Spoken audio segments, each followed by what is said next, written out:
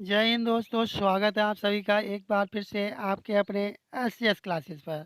आप अच्छे होंगे, स्वस्थ होंगे और अच्छे से एसएससी जीडी की तैयारी में आप लोग जुट चुके होंगे, क्योंकि आपके एसएससी जीडी के एग्ज़ाम की डेट का अनाउंसमेंट कर दिया गया है, जो कि आपका एग्ज़ाम 4 फरवरी से शुरू होने जा रहा है। और इस क्लास में सामान्य ज्ञान के 20 प्रश्न और सामान्य हिंदी के 20 प्रश्न प्रीवियस ईयर के क्वेश्चनों को लिया गया है। इसलिए आप क्लास को पूरा देखें, कैसे भी स्किप ना करें।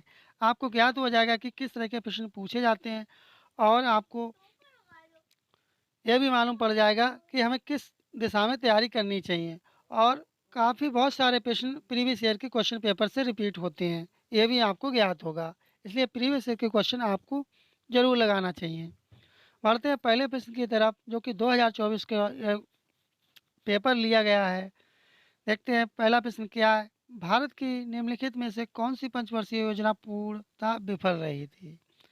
आपसे पूछा गया थी कौन सी पंचवर्षीय योजना थी जो पूर्णतः पंचवर्षीय योजना विफल रही थी, अर्थात सफल नहीं हो पाई थी। वह कौन सी योजना थी जो सफल नहीं हो पाई थी? वह योजना थी तीसरी पंचवर्षीय, एक ऐसी योजना थी जो कि सफल नहीं हो पाई, जो कि विफल रही। यदि आपका जवाब पहला वाला ऑप्शन था, तब आपका बिल्कुल सही जवाब होगा। पहला जो सेक्शन अपना लिया गया था वह हिंदी के प्रश्नों का लिया गया था, और इसके बाद में अपनी हिंदी के प्रश्नों की श्रृंखला आएगी। बढ़ते हैं अपने अगले प्रश्न की तरफ। अगला प्रश्न अपने करंट अफेयर से, इसलिए इसे स्किप करते हैं। अगला प्रश्न है कि पी आर सीरीज एक डैश हैं, तब ये कौन सा खेल खेलते हैं, आपको बताना है। ये कौन सा खेल खेलते हैं? ये खेलते हैं, हॉकी के खिलाड़ी हैं। पी आर सीरीज हैं, जो कि उनका खेल है हॉकी है। वो क्या खेलते हैं? वो हॉकी खेलते हैं। यदि आपका जवाब हॉकी था, तब आपका बिल्कुल करेक्ट आंसर था। बढ़ते हैं अपने अगले प्रश्न की तरफ। अगला प्रश्न है जो कि अपना संविधान से पूछा गया है। भारतीय संविधान का कौन सा भाग संघ और उसके राज्य क्षेत्रों से संबंधित है? बताएं, आप लोग कमेंट करें कौन सा जो भाग है वह जो कि उसके राज्य क्षेत्रों से संबंधित है। तो वह कौन सा भाग है? ये आपका भाग फर्स्ट।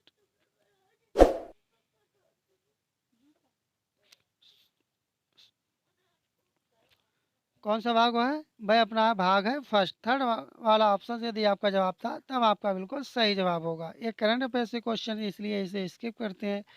करंट अफेयर्स की जो इम्पोर्टेंट क्लास क्वेश्चनों की क्लास होगी वह अलग से लेकर के आएंगे, जो कि आपको सभी क्वेश्चन उन्हीं क्लासों से आपको देखने को मिलेंगे।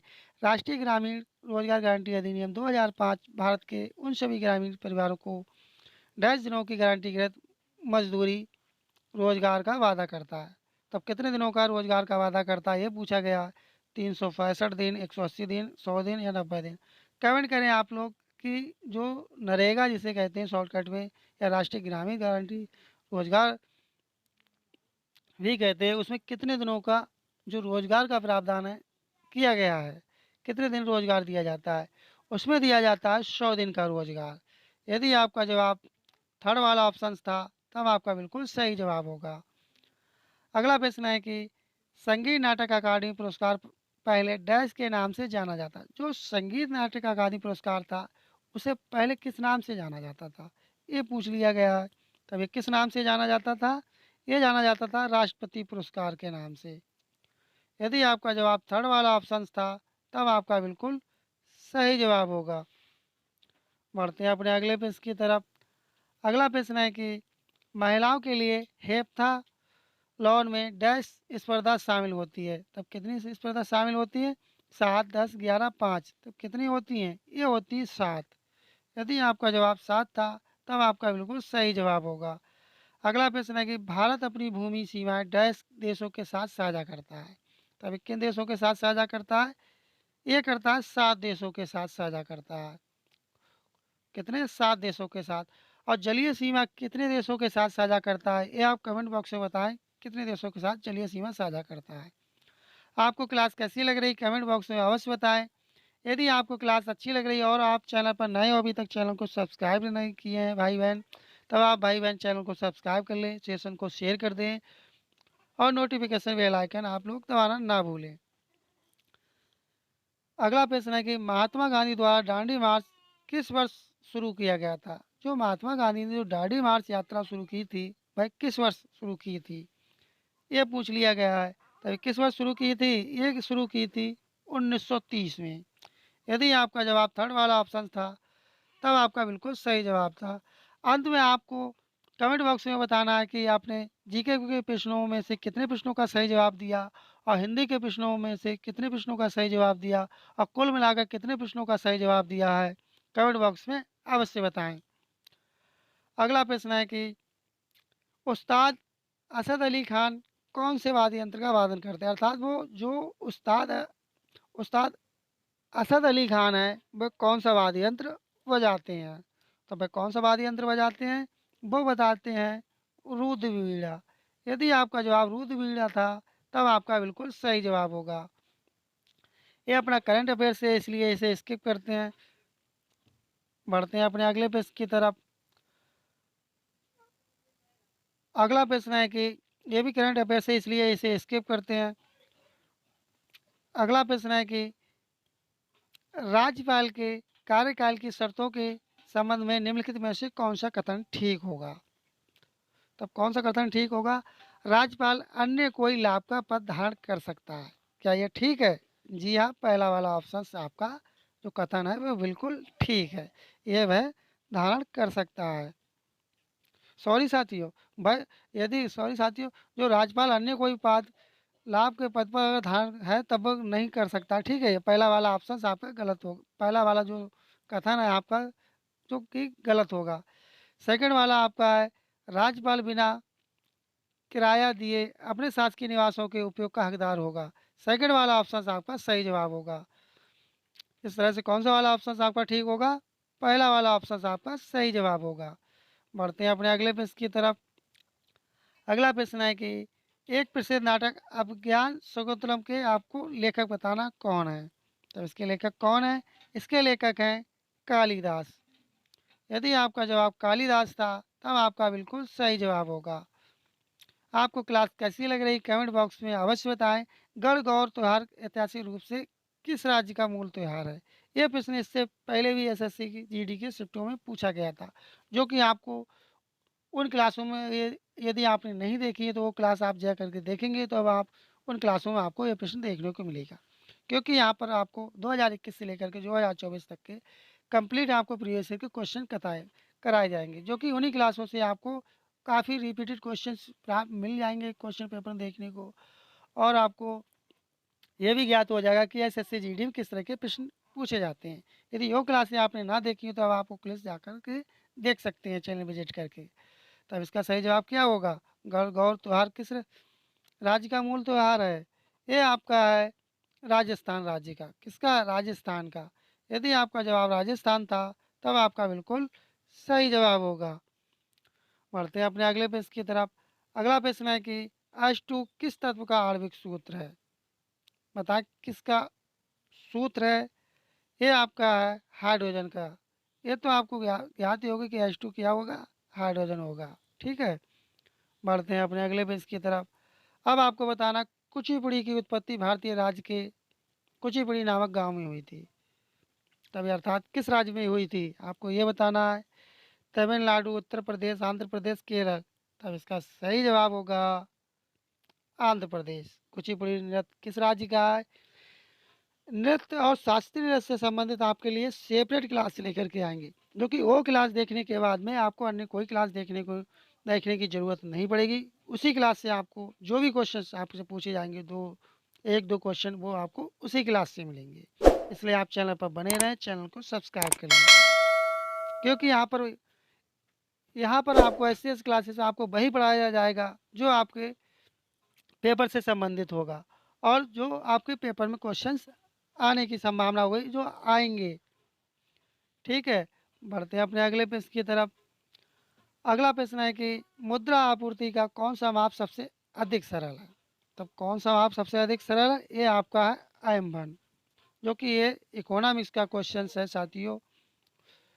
बढ़ते हैं अगले प्रश्न की तरफ और जीके जीएस का ये अंतिम प्रश्न है। भारत में गरीबी हटाओ और आत्मनिर्भरता की प्राप्ति करना डैश का मुख्य उद्देश्य था। ये कौन सी योजना थी जिसमें गरीबी हटाओ का नारा दिया गया है, सीधी सीधी बात। तब कौन सी योजना थी जिसमें गरीबी हटाओ का नारा दिया गया था, कमेंट करें आप लोग। ये पहली पंचवर्षीय योजना थी जिसमें गरीबी हटाओ, सॉरी साथियों, ये दूसरी पंचवर्षीय योजना थी जिसमें गरीबी हटाओ का नारा दिया गया था। कौन सी योजना थी? ये सॉरी साथियों, जो जो गरीबी हटाओ का जो नारा दिया गया था, भाई आपकी कौन सी पंचवर्षीय योजना थी? भाई आपकी थी पांचवी पंचवर्षीय योजना। ऐसी योजना थी जिसमें गरीबी हटाओ का नारा दिया गया था। भाई कौन सी योजना थी? भाई पांचवी पंचवर्षीय योजना थी जिसमें गरीबी हटाओ का नारा दिया गया था। इस तरह से अपने जी के जी एस की प्रश्नों की श्रृंखला कंप्लीट हुई। अब अपना हिंदी का सेक्शन आ गया है। अब हिंदी के सेक्शन को भी आप पूरा लगाएं, क्योंकि हिंदी के जो क्वेश्चंस होते हैं 20 क्वेश्चंस एसएससी जीडी में पूछे जाते हैं। ठीक है, इसलिए लगाते हैं अपना पहला प्रश्न। क्या बर वधु मंडप में बैठ गए हैं? इसका आपको तद्भव बताना, वधु का तद्भव बताना कि वधु का तद्भव क्या होगा। वधु का तद्भव होता है दुल्हन। सेकंड वाला ऑप्शन आपका सही जवाब होगा। बढ़ते हैं अगले प्रश्न की तरफ। अगला प्रश्न है कि आपको बताना है यदि इस जो वाक्य है, जो ऑप्शन दे रखे हैं, यदि कोई त्रुटि है तो आप त्रुटि को चूज करेंगे और कोई त्रुटि नहीं आप तो नो त्रुटि को चूज करेंगे। अब आपको बताना जो भी इससे भिड़ेगा जो ही इसे हरा देगा। बताएं कौन से इसमें त्रुटि है या नहीं है? इसमें भिड़ेगा जो ही, फोर्थ वाले ऑप्शन में आपकी त्रुटि है। बढ़ते हैं अपने अगले प्रश्न की तरफ। अगला प्रश्न आपको लोकतिक का अर्थ बताना है। सहज पके सो मीठा होए। सहज पके सो मीठा होए। सहज पके सो मीठा होए, तब आपको इसका अर्थ बताना है। तब इसका अर्थ क्या होगा, कमेंट करें आप लोग। इसका अर्थ होगा धीरे धीरे कार्य में लगे रहने से परिणाम अच्छा मिलता है। सेकंड वाला ऑप्शन आपका सही जवाब होगा। बढ़ते हैं अपने अगले प्रश्न की तरफ। अगला प्रश्न आपसे पूछा गया कि विलोम शब्द क्या होगा। प्रारंभिक का आपको विलोम बताना है। प्रारंभिक का विलोम क्या होगा, कमेंट करें आप लोग। प्रारंभिक का विलोम क्या होगा? प्रारंभिक का विलोम होगा अंतिम। सेकंड वाला ऑप्शन आपका सही जवाब होगा। बढ़ते हैं अगले प्रश्न की तरफ। अगला प्रश्न आपसे पूछा गया पर्यायवाची क्या होगा। ठीक का पर्यायवाची क्या होगा, कमेंट करें आप लोग। ठीक का पर्यायवाची क्या होगा? ठीक का पर्यायवाची होगा उपयुक्त। बढ़ते हैं अगले प्रश्न की तरफ। अगला प्रश्न आपको बताना कि पापड़ बेलना, इसका अर्थ बताना है कि पापड़ बेलना इसका अर्थ क्या होगा। इसका अर्थ होगा सफलता प्राप्ति के उद्देश्य से हर प्रयास करना। फोर्थ वाला यदि आपका जवाब था तब आपका बिल्कुल सही जवाब होगा। अगला प्रश्न आपको बताना है कि सही शब्दों वाले विकल्प का चयन करें। कई दिनों के पीछे आज धूप आई है के पीछे, इसका आपको बताना है क्या होगा। तब इसका क्या होगा?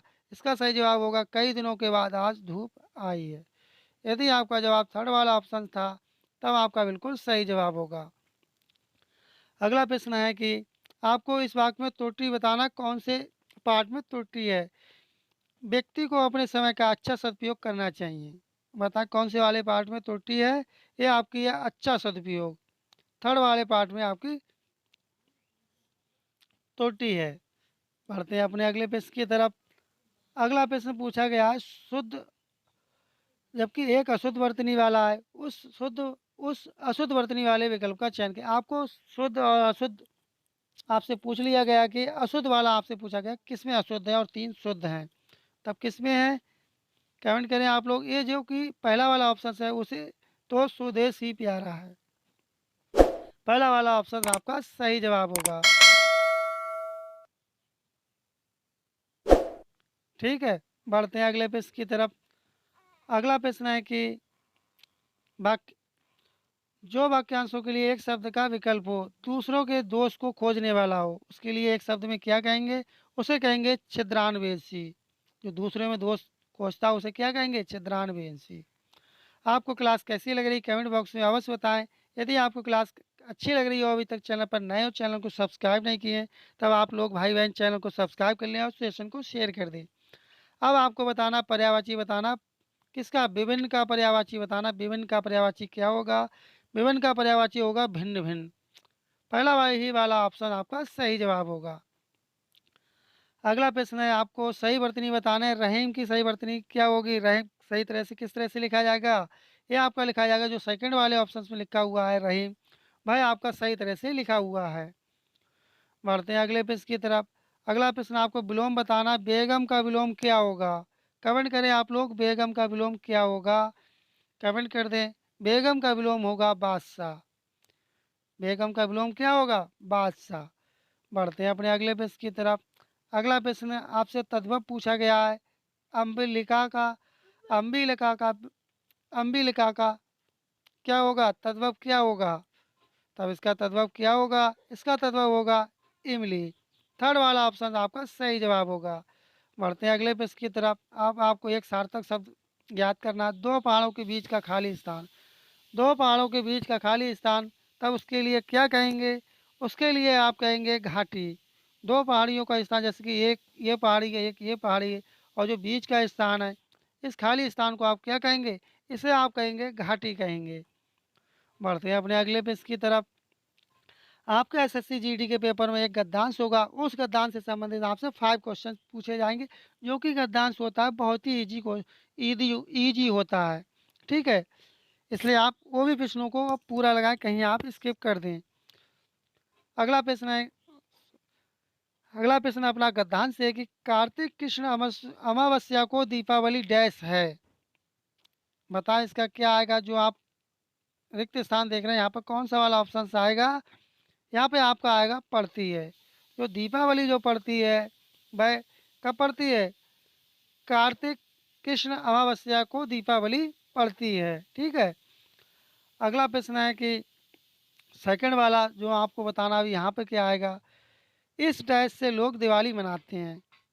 तब ये कैसे दिवाली मनाते हैं? आपने किस तरह से दिवाली मनाई थी 2024 में, जो अभी हाल ही में हुई थी? कमेंट करें आप लोग। तब यहाँ पे क्या आएगा? यहाँ पे आपका आएगा भाव से। इस भाव से लोग दिवाली मनाते हैं। ठीक है, अगला प्रश्न है कि थर्ड वाला ऑप्शन जो आपका है, जो ब्लैंक आप देख रहे हैं रिक्त स्थान, यहाँ पे आपका क्या आएगा? राम का अयोध्या में डैश हुआ। क्या हुआ राम का? राम का क्या हुआ था? राम का हुआ था राज्य अभिषेक। यहाँ पे आपका आ जाएगा राज्य अभिषेक। बढ़ते हैं अपने अगले प्रश्न की तरफ। अगला प्रश्न है कि अब फोर्थ नंबर के स्थान पर आपको बताना है, फोर्थ के स्थान पर आपका क्या आएगा? जो फोर्थ आप देख रहे हैं यहाँ पे क्या आएगा? और डैश में दीप जलाए गए। क्या जलाए गए? दीप जलाए गए। कहाँ जलाए गए थे दीप? तब ये कहाँ जलाए गए थे? बताएं आप लोग, दीप कहाँ जलाए गए थे? ये आपके घर घर दीप जलाए गए थे। ठीक है, बढ़ते हैं अपने अगले प्रश्न की तरफ। अगला अगला प्रश्न अपना है, 5 के स्थान पर आपका क्या आएगा? उनका डैश राज्याभिषेक हुआ। तब क्या हुआ था राज्याभिषेक? विधिवत। क्या हुआ था? विधिवत उनका राज्याभिषेक हुआ था। इस तरह से अपने जीके जीएस और हिंदी के प्रश्नों की श्रृंखला कंप्लीट हुई। आपको क्लास कैसी लगी कमेंट बॉक्स में अवश्य बताएं। यदि आपका किसी भी प्रकार का कोई सजेशन या फीडबैक हो, तब भी आप लोग कमेंट बॉक्स में अवश्य लिख करके बताएं। और अभी तक आप चैनल पर नए हो, चैनल को सब्सक्राइब नहीं किए, तो आप चैनल को सब्सक्राइब कर ले और सेशन को शेयर कर दें, और नोटिफिकेशन आप लोग दबाना ना भूलें, क्योंकि यहाँ पर आपको लगातार प्रोवाइड एसएससी जीडी की क्लासेस आपको प्रोवाइड कराई जा रही हैं, जो कि सभी एनसीईआरटी वैसे और सिलेबस आधारित आपको क्लासेस कराई जाएंगी, और प्रीवियस ईयर के क्वेश्चंस भी आपको लगातार कराए जा रहे हैं, जो कि प्रीवियस ईयर के क्वेश्चन आपको 2021 से लेकर के 2024 तक के आपको यहाँ पर कराए जाएंगे। मिलते हैं जल्दी नेक्स्ट क्लास में, तब तक के लिए धन्यवाद। जय हिंद, जय भारत।